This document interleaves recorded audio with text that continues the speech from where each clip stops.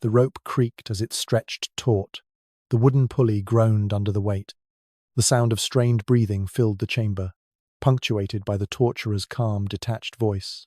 "Tell us about your prophecies, Brother Savonarola." A sharp intake of breath. The pop of a shoulder joint stretching beyond its limit. The strappado was doing its work. This broken man, hanging from the rack, had once been the most powerful figure in Florence, a prophet who held an entire city in his thrall. Children had marched through the streets at his command, burning the treasures of their own families. The wealthy had thrown their jewels and silks into towering bonfires rather than face his wrath. Even Lorenzo de' Medici, the most feared man in Italy, had begged for this friar's blessing on his deathbed. "I spoke only what God revealed to me," the voice whispered, barely audible above the creak of rope and wood. The torturer's assistant turned another notch. Another groan of agony echoed through the stone chamber. This man had commanded armies of zealots. He had defied the Pope himself. He had turned Florence into a theocracy ruled by terror and faith. Now he was just flesh and bone, slowly being pulled apart.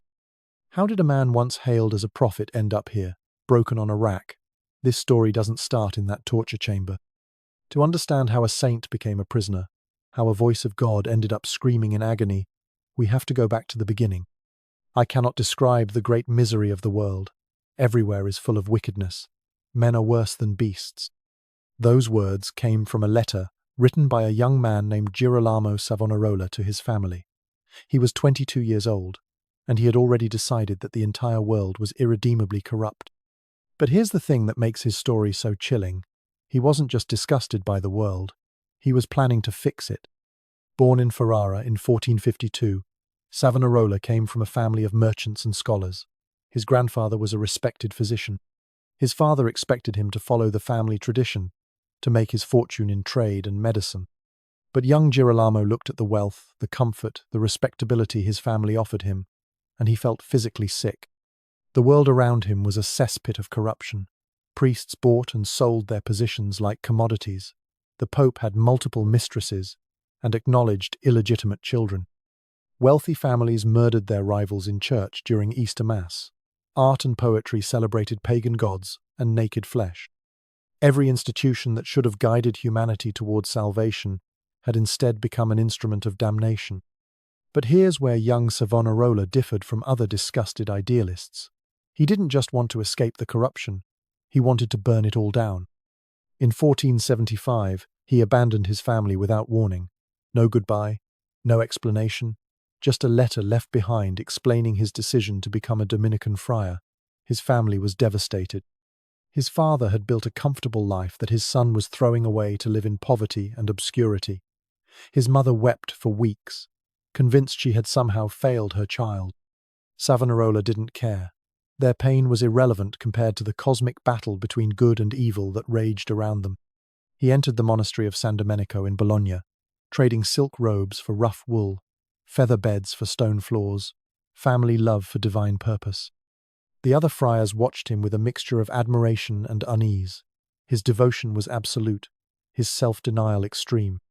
He slept on bare stone, ate the minimum required to stay alive, spent hours in prayer that left his knees bloody and raw, but it was his anger that truly set him apart. Most monks sought peace through their devotions. Savonarola found rage. The more he prayed, the more convinced he became that God was furious with humanity. The more he studied scripture, the clearer it became that divine judgment was coming. The more he denied himself worldly pleasures, the more he despised those who indulged in them. But here's the terrifying part: he was brilliant. His sermons weren't the rambling rants of a madman. They were carefully constructed theological arguments that painted vivid pictures of divine wrath and human corruption. He could quote scripture from memory, weave together prophecies and current events into devastating indictments of contemporary society. The church authorities noticed his talent and his intensity. They moved him from monastery to monastery, trying to find the right place for his particular brand of fiery devotion. But everywhere he went, the same pattern emerged. People would gather to hear him preach. They would leave his sermons either completely converted to his vision of purification or absolutely terrified of what that purification might require. By the 1480s, Savonarola had developed a reputation as a powerful but dangerous preacher. His sermons drew massive crowds who came to hear him describe the coming apocalypse in vivid, terrifying detail. He spoke of armies marching from the north, of cities burning, of God's chosen people being separated from the damned through trials of fire and blood. Most preachers spoke of salvation as a distant hope. Savonarola spoke of judgment as an immediate threat. Most promised eternal peace. He promised immediate war. Most offered comfort. He offered terror that might lead to purification. The church hierarchy wasn't sure what to do with him. His theology was orthodox, his devotion unquestionable, his ability to move crowds undeniable. But there was something in his eyes, something in the way he spoke about cleansing the world, that made even hardened church politicians nervous. They decided to send him somewhere he could do less damage, a small, unimportant monastery in an insignificant corner of Italy, Florence, a city known for its art and commerce, not its religious fervour, a place where his apocalyptic visions would fall on deaf ears. They had no idea what they had just unleashed upon the world. He was just another angry friar shouting in a forgotten corner of Italy. But his obscure prophecies were about to become terrifyingly real, as the army of the King of France marched south to burn everything to the ground. The bells of Florence rang in panic. Voices shouted in the streets. Merchants abandoned their stalls and ran home to hide their gold. The news had arrived like a thunderbolt. Charles VIII of France was marching south with the largest army Italy had seen in generations, and he was headed straight for them. But in the monastery of San Marco, one man wasn't surprised. Brother Savonarola had been expecting this for years. "I told you," he said to the terrified citizens who now packed his sermons. "I told you that God would send a sword from the north. I told you that the corrupt would be swept away. You laughed at my prophecies. Are you laughing now?" They weren't laughing. They were listening with the desperate attention of people who suddenly realized that the crazy preacher might not be crazy after all. Savonarola had been in Florence for nearly a decade, and for most of that time, he'd been ignored. The sophisticated Florentines had no patience for his apocalyptic rants. They preferred their religion elegant and their politics practical. Art, not sermons. Philosophy, not prophecy. But now his words seemed to echo with divine authority. He had predicted that armies would come from the north. Charles VIII was French. He had said the corrupt rulers of Italy would fall. The Italian city-states were scrambling to survive. He had proclaimed that God would cleanse the peninsula with fire and sword. Every report from the French army's advance confirmed that this cleansing had begun. The people of Florence weren't just impressed. They were terrified. This wasn't a prediction. It was a verdict. Savonarola seized the moment with the cunning of a master politician and the fervour of a true believer. He began preaching daily sermons that packed the cathedral beyond capacity. People stood in the streets outside, straining to hear his voice echo through the stone walls. His words spread through the city like wildfire, carried by servants, merchants, and nobles who found themselves equally captivated by his terrifying vision. But here's where Savonarola proved he was more than just a prophet. He was a master of media. He understood that in an age when most people couldn't read, images were power. He commissioned woodcut prints of his visions and distributed them throughout the city. These weren't gentle religious illustrations. They were graphic depictions of divine judgment, showing angels with flaming swords striking down the corrupt, cities burning under God's wrath, the righteous ascending to heaven, while the wicked were dragged down to hell. Every print bore his message, repent or burn. The images were crude but powerful, designed to burn themselves into the memory of anyone who saw them. They showed up on walls, in markets, tucked into prayer books. Florence became a city wallpapered with apocalyptic propaganda. The psychological impact was devastating. People who had lived comfortable, prosperous lives suddenly saw themselves as potential victims of divine wrath. Merchants who had built fortunes through clever dealings wondered if their wealth made them targets for heavenly justice. Artists who had painted pagan themes worried that their creativity was actually blasphemy. And at the center of it all was Savonarola, no longer an ignored friar but the voice of God himself. His sermons became the heartbeat of the city, each one revealing new details about the coming judgment, new requirements for salvation, new reasons to fear divine displeasure. When Charles VIII finally arrived in November 1494, Savonarola didn't cower behind the city walls. He walked out to meet the French king personally, dressed in his simple friar's robes, carrying nothing but a wooden cross. The most powerful man in Europe, surrounded by armed knights and cannons, listened respectfully as a humble monk explained that he was merely God's instrument of judgment. The meeting was a masterpiece of psychological theatre. Charles, a young man struggling with the weight of command and the moral implications of invasion, found himself face to face with someone who claimed his conquest was divinely ordained. The friar didn't beg for mercy. He offered spiritual justification for military action. The French army entered Florence peacefully. No siege, no sack, no massacre. The city that should have been destroyed was instead purified, or so Savonarola claimed. The people of Florence watched in amazement as their prophet's words proved prophetic. The sword from the north had come, just as he predicted. The corrupt rulers had fallen, exactly as he foretold. The old order was swept away, precisely as he promised. He now held the soul of Florence in his hands. But to truly understand the city he was about to command, you have to know about the bloodstain it could never wash away, a brutal murder that happened right in front of God. The choir's voices rose in perfect harmony, filling the cathedral with the sacred music of Easter morning. The most important families of Florence knelt in prayer, their finest silks and velvets creating a rainbow of wealth and power spread across the marble floor. At the altar, the priest raised the consecrated host toward heaven, marking the holiest moment of the Christian year. Then the screaming began. Steel flashed in the sacred light. Blood splattered across the altar steps. Giuliano de' Medici, younger brother of Florence's ruler, collapsed in a pool of crimson, his body pierced by 19 wounds. The assassins had chosen the moment of Christ's resurrection to commit murder in God's house. But here's where the story gets truly insane. This wasn't just political assassination. It was a conspiracy that reached all the way to the Pope himself. The Pazzi family had been planning this moment for months. They weren't just jealous rivals. They were backed by Pope Sixtus IV, who wanted to destroy Medici power and install his own nephew as ruler of Florence. The plan was elegant in its brutality. Murder both Medici brothers during Easter Mass, when their guard would be down and the shock would be maximum. They got half their wish. Giuliano died instantly, his blood mixing with the holy water on the cathedral floor. But Lorenzo de' Medici, the real target, fought his way to the sacristy and barricaded himself inside. The conspiracy had failed, but the damage was done. Sacred ground had been desecrated by murder during the holiest moment of the year. The people of Florence reacted with volcanic rage. They didn't see this as politics. They saw it as sacrilege. Within hours, they had hunted down every conspirator they could find. Francesco Pazzi was thrown from the palace window, still alive, his neck breaking as the rope caught him. The crowd below cheered as his body swung in the morning breeze. But the most shocking image was yet to come. Archbishop Francesco Salviati, a man of God who had blessed the conspiracy, was dragged to the same window. They stripped him of his sacred vestments and hanged him in his underclothes, his episcopal ring still glinting on his finger as his body swayed beside Francesco Pazzi.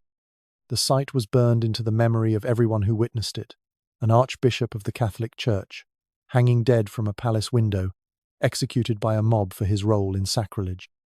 The Pope's reaction revealed the true corruption of the age. Instead of mourning the desecration of a cathedral or condemning the murder during Easter Mass, Sixtus IV was furious that his conspiracy had failed. He excommunicated the entire city of Florence and declared war on Lorenzo de' Medici. The head of the Catholic Church was willing to destroy an entire city because his assassination plot had gone wrong. But here's the thing that makes this story so important for understanding Savonarola's later power. The people of Florence never forgot what they had witnessed. They had seen a pope try to murder their leaders during Easter Mass. They had watched an archbishop swing from a rope, his sacred robes stripped away to reveal the corruption underneath. They had learned that the highest authorities of the church were willing to shed blood on holy ground to achieve their political goals. Lorenzo de' Medici survived the Pazzi conspiracy, but the psychological scars never healed. He ruled Florence for another 16 years, but he ruled a city that had seen too much, knew too much about the corruption that rotted the foundations of both church and state.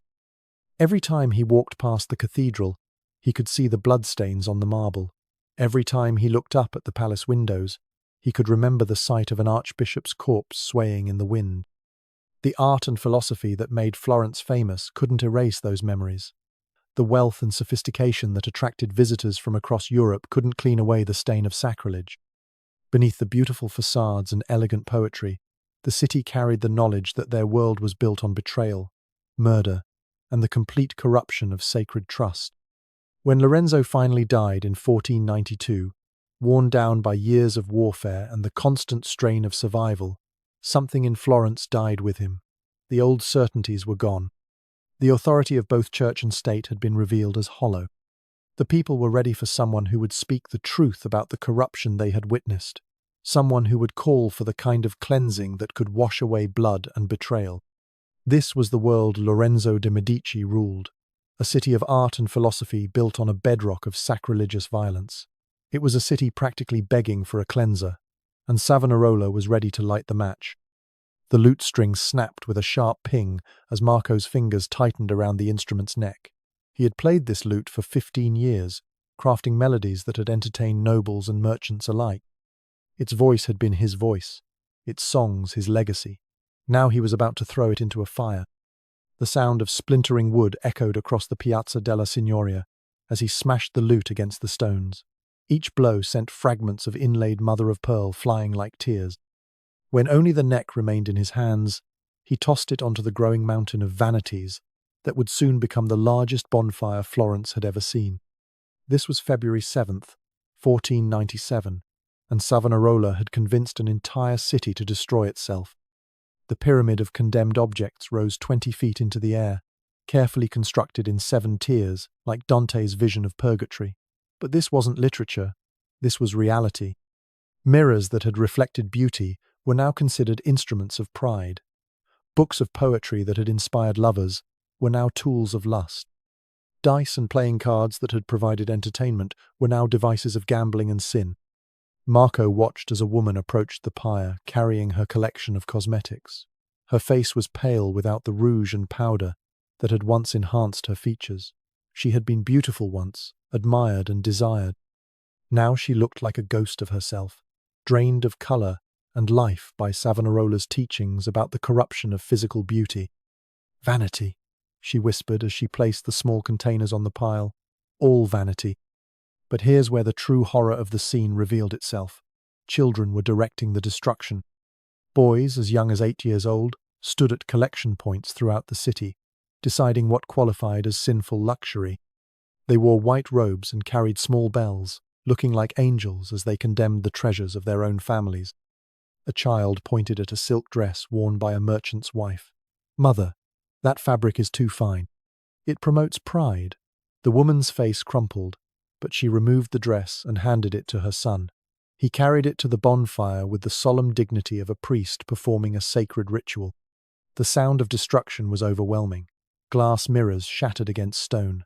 Wooden furniture cracked and splintered. Leather-bound books thudded onto the pile like dying birds.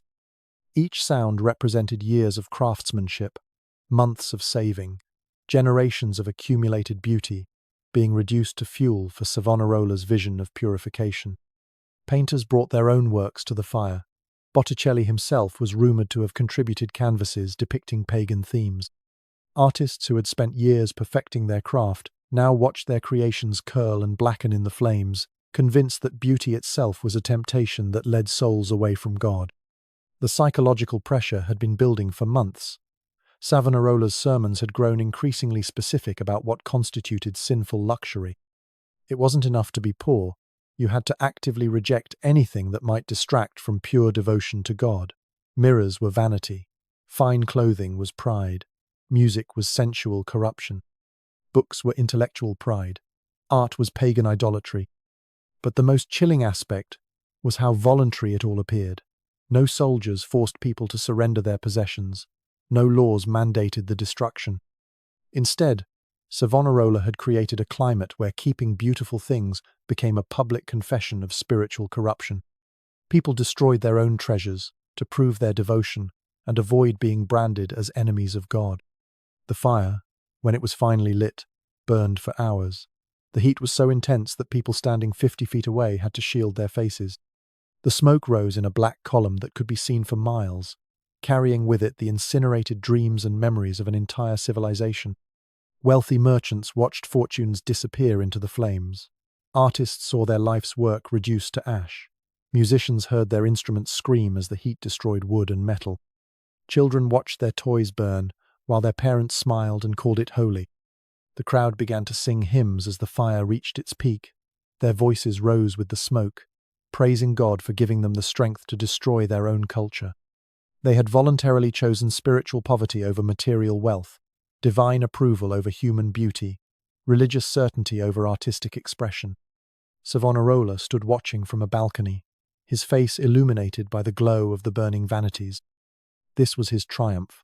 He had convinced the adults of Florence to burn their own culture, to destroy with their own hands everything that had made their city famous across Europe. He had convinced the adults of Florence to burn their own culture, but his next move was far more sinister. He wouldn't just ask for their things, he would ask for their children. "Father, that mirror is an instrument of pride. It must be burned." The voice belonged to 10-year-old Benedetto, but the cold certainty in his tone was pure Savonarola.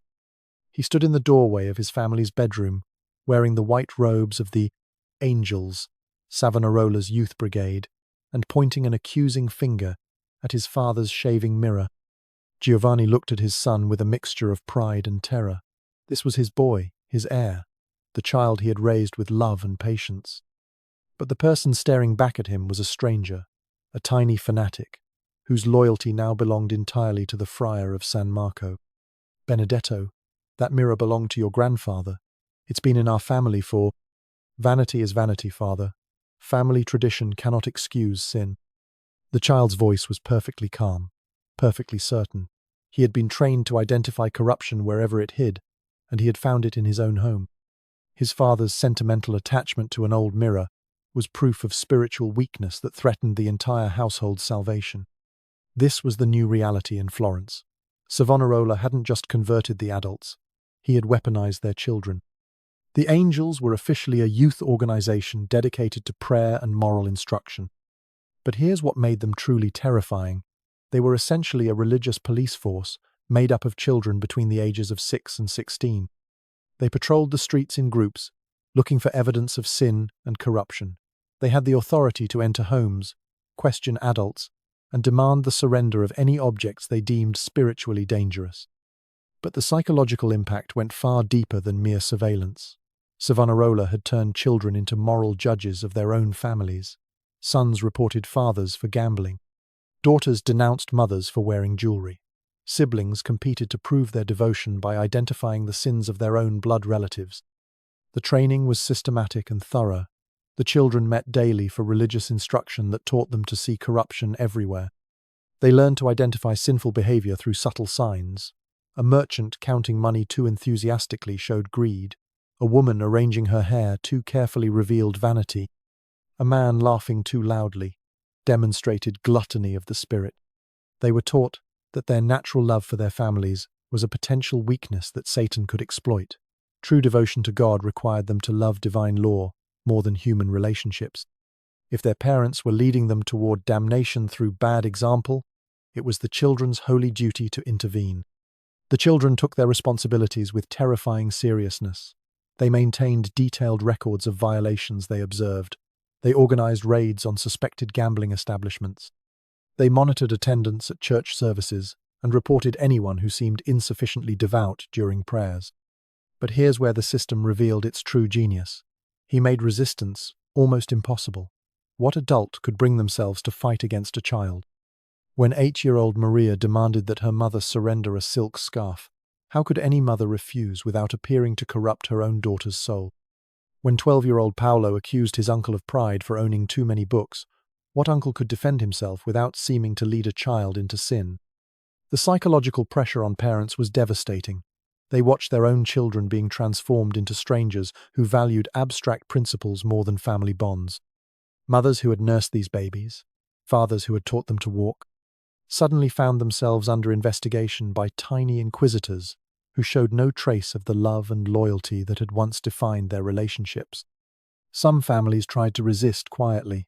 They would hide precious objects, conduct private celebrations in secret, maintain small rebellions against the new order. But the children had been trained to watch for exactly these signs of hidden corruption. A parent who seemed too eager to avoid their child's spiritual guidance was obviously hiding something shameful. The children developed their own internal hierarchy based on their success at identifying sin. Those who reported the most violations, who showed the greatest zeal in purifying their households, rose to leadership positions within the angels. They wore special badges, carried ceremonial standards, and received public recognition for their devotion to the cause. The most successful angels learned to weaponize their own innocence. They would ask seemingly innocent questions that revealed hidden sins. They would express disappointment rather than anger when they discovered corruption, making their targets feel guilty for disappointing a child's pure faith. The terror of a parent seeing their own child as an informant for a fanatic became the foundation of Savonarola's power. Families stopped talking freely in their own homes. Parents watched their words and actions constantly, knowing that any slip might be reported to the angels and from there to the friar himself. His power in Florence was now absolute, enforced by an army of radicalized youth. The news reached Rome, and the corrupt Borgia Pope, Alexander VI, decided to make him an offer he couldn't possibly accept. The papal envoy adjusted his silk robes as he entered the austere chamber where Savonarola waited. The contrast couldn't have been more stark. The diplomat in his fine clothes and soft leather shoes, the friar in rough wool sandals that had been mended multiple times. But both men knew who held the real power in this room. "Brother Savonarola," the envoy began, his voice smooth with practiced diplomacy. "His Holiness Pope Alexander VI has sent me with a most generous offer." Savonarola didn't look up from the manuscript he was copying. His pen continued to scratch across the parchment with mechanical precision. "The Pope sends many things. Most of them are better left undelivered." The envoy's smile faltered slightly. He had expected resistance, but this level of contempt for papal authority was dangerous, even for someone with Savonarola's reputation. "Perhaps you should hear the offer before you judge it. His Holiness is prepared to make you a cardinal." Now Savonarola did look up, his eyes, bright with fever and fanaticism, fixed on the envoy with an intensity that made the man step backward involuntarily. "A cardinal's hat?" "Yes, the red hat, with all the privileges and authority it represents. You would be one of the most powerful men in Christendom, with direct access to His Holiness and influence over policy throughout the Church. Think of the good you could accomplish with such authority." But here's where the envoy revealed that he completely misunderstood the man he was trying to negotiate with.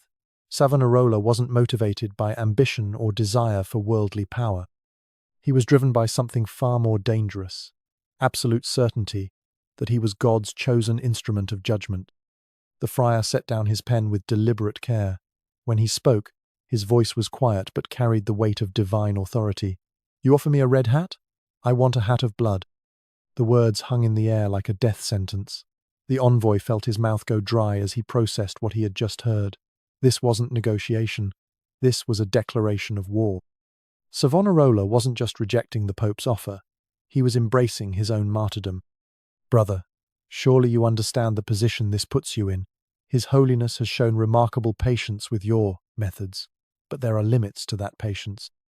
If you refuse this generous offer, if you continue to defy papal authority, then I will die as Christ died," Savonarola interrupted, "murdered by the corrupt authorities who claim to speak for God while serving only their own appetites for power and pleasure."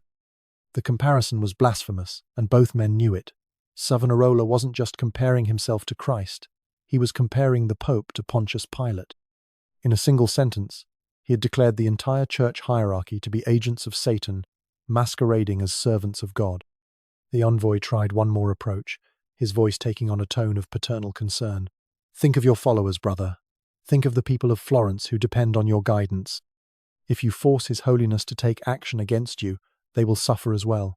Is your pride worth their pain?" But this argument only strengthened Savonarola's resolve. He rose from his chair, his tall frame casting a shadow across the room despite the afternoon sunlight streaming through the window. "My followers understand what you cannot. Sometimes God demands blood to cleanse the world.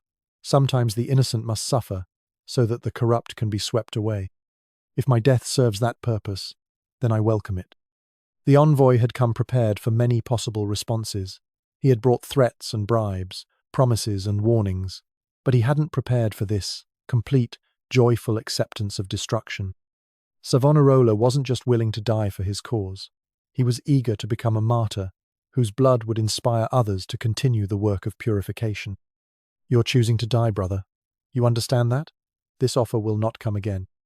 I chose to die the day I took these vows, Savonarola replied. The only question was whether I would die in comfort or in glory. You have helped me make that choice clear. The envoy gathered his robes and prepared to leave. His mission had failed more completely than he had thought possible. Instead of bringing a dangerous rebel back into the fold, he had witnessed that rebel's final transformation into something far more threatening, a martyr whose death would be more powerful than his life. As the door closed behind the papal representative, Savonarola returned to his manuscript. His hand was steady as he wrote, but his eyes burned with the fever of a man who had just chosen his own destruction. He had openly declared war on the Pope and embraced his own destruction. His enemies in Florence saw their chance. They would give him one final test to prove his connection to God, a spectacle of fire from which there was no escape. The roar of 20,000 voices filled the Piazza della Signoria like the sound of the ocean in a storm. Every person in Florence seemed to have crammed into the square, pressing against each other for a better view of the massive wooden structure that dominated the center of the plaza. The pyre was a masterpiece of engineering. 2 parallel walkways stretched across a mountain of oil-soaked wood, each path leading to a small altar where the sacred host would be placed. The plan was elegant in its simplicity. Brother Savonarola and a representative of his enemies would each take the host and walk through the flames. God would protect the righteous and consume the wicked. Truth would be revealed through trial by fire. Savonarola stood on the steps of the palace, looking out at the expectant crowd. These were his people, the citizens he had purified through years of preaching and moral reformation. They had burned their treasures at his command, surrendered their children to his cause, transformed their city into a theocracy dedicated to his vision of righteousness. But now something was wrong. He could see it in their faces, hear it in the tone of their voices. The excitement was edged with something else: doubt, suspicion, maybe even hunger for spectacle that had nothing to do with faith. "When does it begin?" someone shouted from the crowd.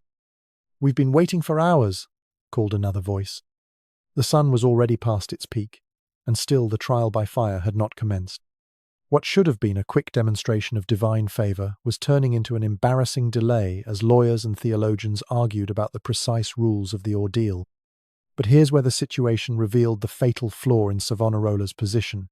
He had built his authority entirely on his claim to speak for God. Every prediction that came true strengthened that claim, but any failure would destroy it completely. He couldn't afford to lose this test, but he also couldn't afford to refuse it without appearing to doubt his own divine connection. The crowd was growing restless. People who had stood for hours in the hot sun were beginning to question why their prophet seemed reluctant to prove his power. Murmurs of discontent rippled through the plaza like wind through wheat. "Perhaps he's not as certain as he claims," someone whispered. "Maybe God has abandoned him," another voice suggested. Fra Domenico, Savonarola's most devoted follower, had volunteered to walk through the flames in his master's place. The young monk stood ready beside the pyre, his face shining with absolute faith. He believed completely that God would protect him, that the fire would part before him like the Red Sea before Moses. But Savonarola hesitated. For the first time in years, doubt crept into his mind. What if God didn't intervene? What if the flames consumed Domenico's faithful flesh just like any other fuel? What if his entire ministry was revealed as the delusion of a madman who had convinced himself he spoke with divine authority? The crowd sensed his uncertainty, like predators scenting blood. The excited murmur was changing tone, becoming something harder and hungrier. These people had sacrificed everything for his vision of purity. They had given up their treasures, surrendered their children, transformed their lives according to his demands. If he was wrong about this, if God abandoned him here in front of everyone, then what had all their sacrifice been for? "Light the fire," someone shouted. "Test the prophet," others took up the cry. But instead of flames, the sky opened and rain began to fall. At first, it was just a few drops, but within minutes it became a downpour that soaked the carefully constructed pyre and made any trial by fire impossible. Savonarola seized on the rain like a drowning man grabs a rope. "God has spoken," he declared to the crowd. The trial is postponed by divine will. But the crowd wasn't buying it.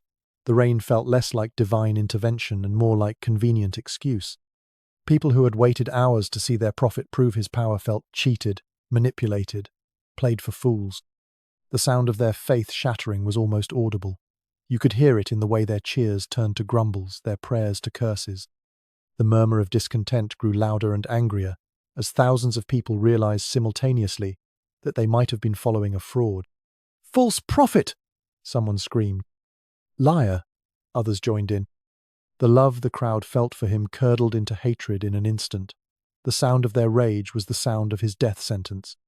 And as they surged forward, they broke down the doors of the one place he thought he was safe. The rope creaked again as another notch was turned on the strappado. Savonarola's voice, once powerful enough to command 20,000 souls, was now reduced to broken whispers, echoing off the stone walls of the torture chamber.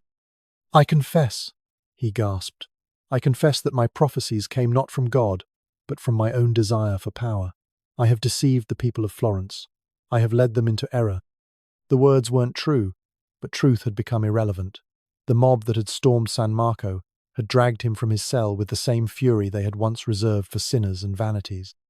The people who had burned their treasures at his command now demanded his blood with equal fervour. His enemies had won through patience and politics. When the trial by fire failed, when the rain gave them the excuse they needed, they struck with devastating efficiency. The same city government that had trembled before his moral authority now condemned him as a heretic and revolutionary. But here's the final irony that would have amused Savonarola if he hadn't been hanging from a rack. His execution was planned for the exact spot where he had held his bonfires of the vanities. The Piazza della Signoria, where he had convinced Florence to burn its own culture, would now witness his own destruction. On May 23rd, 1498, they led him and two of his closest followers to the gallows. The crowd that gathered was massive, but their mood was different now. These weren't disciples come to witness a martyrdom. They were spectators eager to see the conclusion of a drama that had consumed their city for years. The three condemned men were hanged first, their bodies swinging from the gibbet as the crowd cheered. But death was just the beginning of their humiliation. The authorities had prepared an enormous pyre beneath the gallows, and as soon as the hangman confirmed the executions were complete, they lit the fire. The flames that consumed Savonarola's body were fed by the same wood that had burned countless works of art, musical instruments, and books just a year before. The irony was perfect and deliberate. The man who had purified Florence through fire was himself being purified by fire. But even death couldn't satisfy his enemy's desire for complete destruction. When the flames died down and the ashes cooled, guards collected every fragment of bone and ash and carried them to the Arno River. They scattered the remains in the flowing water, ensuring that no relic of the false prophet could inspire future followers. The psychological impact on Florence was profound and lasting.